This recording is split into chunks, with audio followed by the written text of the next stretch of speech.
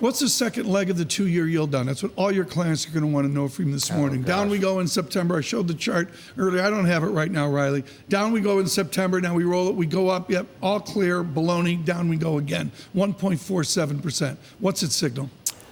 That we're doomed. No, I think I was just looking at it on my way here on my phone, Bloomberg app,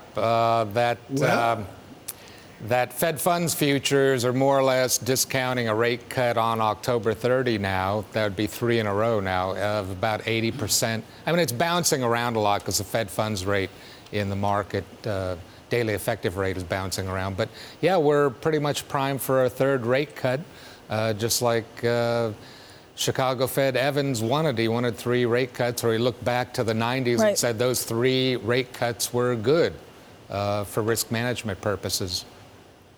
But Chris, is this an insurance cut?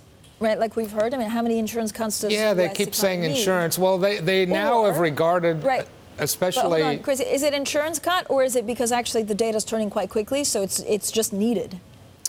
I think it's still insurance. I mean, the purchasing managers for manufacturing, ISM, they see recession coming all the time, it seems like, where, the index level goes down below the 50 and signals that manufacturing is contracting.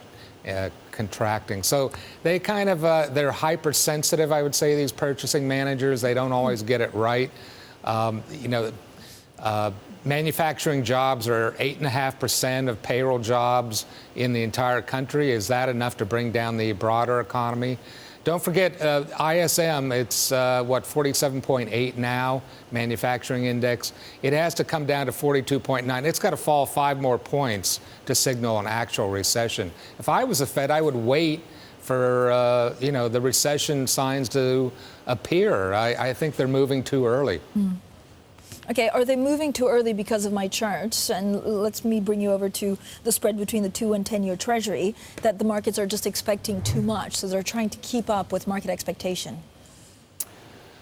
Yeah, they are kind of being pulled along, and in fact, a lot of people think that the Fed cannot deliver what the market wants. That's why I was surprised after ISM fell that, the Fed funds futures now are saying a rate cut in October as opposed to December. So that would be 3 meetings in a row. But more than 3, I don't think they're going to need to do more than 3 without a recession. Okay, but what is the impact of this? Let's cut to the chase. 3 is fine, and if Evans goes back to the 90s or whatever, that was not near the zero bound.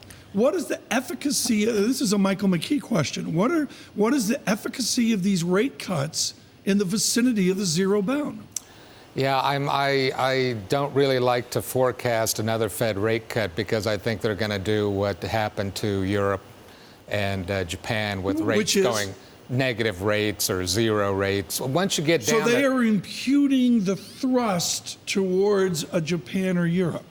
It seems like it. I mean, they seem to believe there's more they can do, right? And they even say that once they hit 0, Fed officials, that there's more that they can do.